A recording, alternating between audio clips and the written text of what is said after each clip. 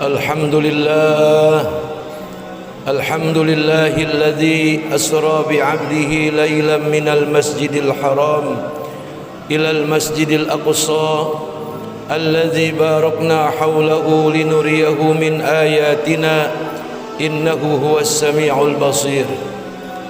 أشهد أن لا إله إلا الله وحده لا شريك له إلها واحدا وربا شاهدا ونحن له مسلمون. وأشهد أن محمدا عبده ورسوله الذي ترجى شفاعته. اللهم صل على سيدنا وحبيبنا وشفيعنا وقرة أعيننا ومولانا محمد سيد الأنبياء والمرسلين وإمام المتقين وعلى آله وأصحابه وأزواجه وذريته وجنوده وأتباعه وأنصاره وأمته من يومنا هذا إلى يوم المحشر. أما بعد فيا عباد الله أوصيكم وإياي بتقوى الله. اتقوا الله حق تقاته ولا تموتن إلا وأنتم مسلمون. Hadirin ma'asyiral muslimin, jamaah salatul Jum'ah Masjid Jami At-Taqwa, semoga kita semua selalu mendapatkan ampunan Allah, rahmat Allah serta keberkahan dari Allah Subhanahu wa taala untuk diri kita dan keluarga kita sepanjang hidup, dari dunia sampai ke alam akhirat. Kita selalu mendapatkan kemuliaan dari Allah Subhanahu wa taala. Peristiwa di bulan Rajab yang sangat luar biasa, yang dahsyat, yang hebat adalah peristiwa Isra Mi'raj Nabi kita Muhammad sallallahu alaihi wasallam, yang merupakan bagian daripada mukjizat yang terbesar dari Nabi kita Muhammad sallallahu alaihi wasallam. Dan peristiwa itu diabadikan dalam surah Al-Isra, dan Allah Subhanahu wa taala memberikan satu amanat atau satu perintah, yang perintah ibadah lainnya melalui malaikat Jibril alaihissalam, tapi perintah mendirikan solat, mengerjakan solat, melakukan solat itu tidak melalui perantara malaikat Jibril alaihissalam.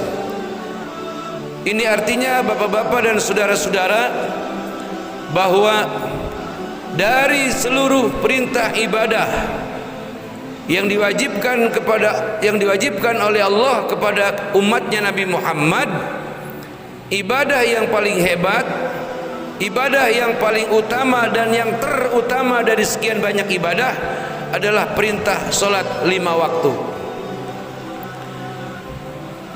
Hebatnya solat 5 waktu yang dikerjakan oleh umatnya Nabi Muhammad, walaupun hanya 5 waktu, tapi derajatnya sama dengan ibadah solat yang diperintahkan oleh Allah kepada umat Nabi Musa sebanyak 50 waktu. Di mana hebatnya? Bahwa satu waktu solat yang kita kerjakan sama nilainya dengan 10 pahala yang diberikan Allah Subhanahu wa taala satu waktunya dengan solatnya daripada umatnya Nabi Musa. Artinya 5 waktu solat kita memperoleh 50 pahala dari tiap-tiap satu solat yang kita kerjakan. Itu di luar daripada solat berjamaah, saudara-saudara. Kemudian solat itu sendiri pembuktian wujud manusia dengan binatang. Pembedaan antara manusia dengan binatang adalah pada saat manusia itu rukuk dan sujud kepada Allah Subhanahu wa taala. Itulah perbedaannya manusia dengan yang bukan manusia. Kenapa demikian? Saya katakan manusia dengan binatang. Sebab jin yang hebat, yang sakti, yang kelompok mereka bisa melihat kita, kita tidak bisa melihat mereka. Mereka pun masih rukuk dan sujud kepada Allah Subhanahu wa taala. Kalau dibanding-bandingkan antara manusia dengan jin, lebih hebat jin, saudara-saudara.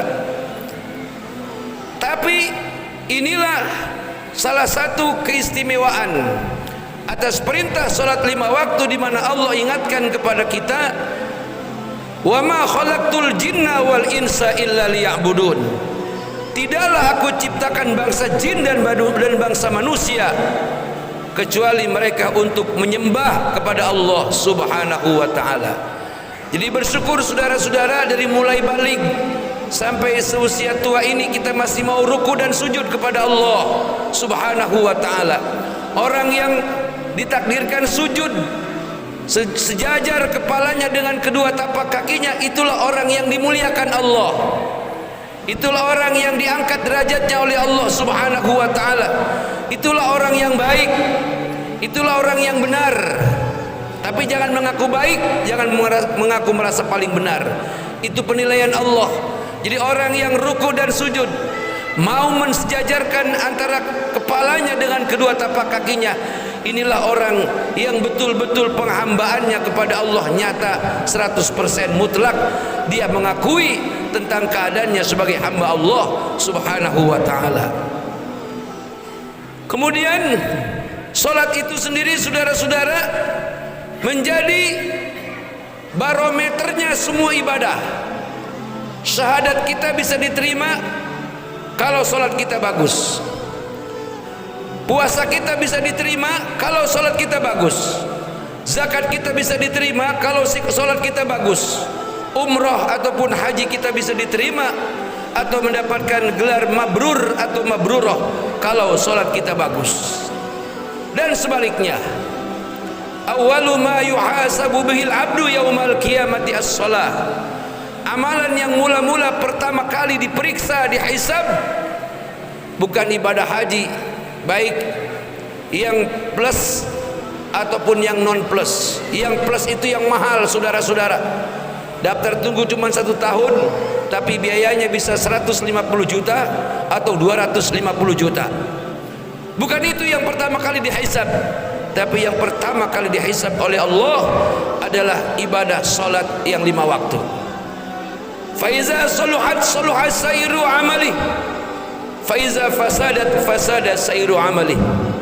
Maka apabila salat seseorang itu baik, maka baik semua amal ibadahnya. Maka apabila rusak, buruk salat seseorang itu, maka rusak pula lah dan ditolaklah semua amal ibadahnya oleh Allah Subhanahu wa taala. Jadi artinya kita rajin sedekah, kita rajin puasa, kuat puasa, sanggup bersedekah, tapi tidak sanggup mendirikan salat yang 5 waktu. Maaf saudara-saudara, amalan saudara bagaikan kal-ankabut, bagaikan laba-laba yang membuat sarang, indah kelihatannya tapi rapuh, mudah diterjang oleh badai ataupun angin. Begitulah orang yang sanggup mengerjakan amal ibadah yang lainnya, tapi dia tidak sanggup mengerjakan solat. Ibarat dia mendirikan rumah tanpa tiang walaupun pondasi kuat, niscaya rumah itu akan roboh, saudara-saudara. Makanya orang yang menghancurkan agama, yang menghancurkan Islam bukan orang non-Islam, saudara-saudara, tapi orang yang menghancurkan Islam adalah orang yang namanya nama Islam, KTP-nya KTP Islam, tapi tidak pernah mendirikan solat walaupun rumahnya dekat masjid, walaupun rumahnya dekat musola. Dikatakan oleh Nabi, as-salatu imaduddin, faman aqamaha faqad aqamad-din, wa man tarakaha faqad hadamad-din. Orang yang dikatakan yang menghancurkan agama adalah orang yang meninggalkan daripada perintah solat, orang yang tidak mengerjakan perintah solat. Dan orang yang dikatakan mendirikan agama adalah orang yang mengerjakan daripada ibadah solat 5 waktu.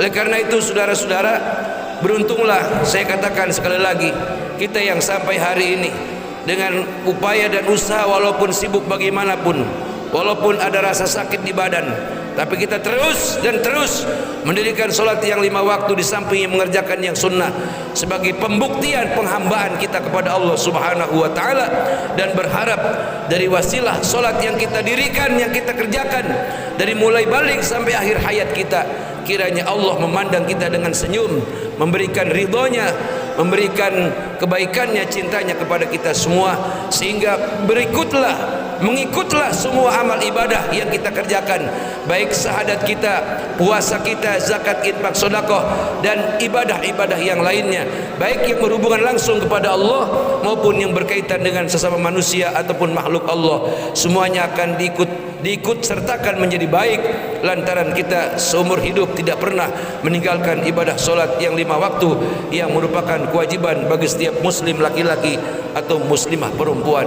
Semoga khutbah yang saya sampaikan ada manfaatnya, ada hikmahnya buat kita semua sebagai dalam rangka kita merayakan atau memperingati Isra Mi'raj. Hebatkan, mantapkan, kuatkan pekerjaan ibadah kita solat 5 waktu dengan sungguh-sungguh tanpa meninggalkan satu waktu pun, dengan dalam keadaan bagaimanapun insyaallah. Barakallahu li wa lakum fil Qur'anil azim wa nafa'ani wa iyyakum bima fihi minal ayati wa zikril hakim wa taqabbala minni wa minkum tilawatahu innahu huwas samiul alim.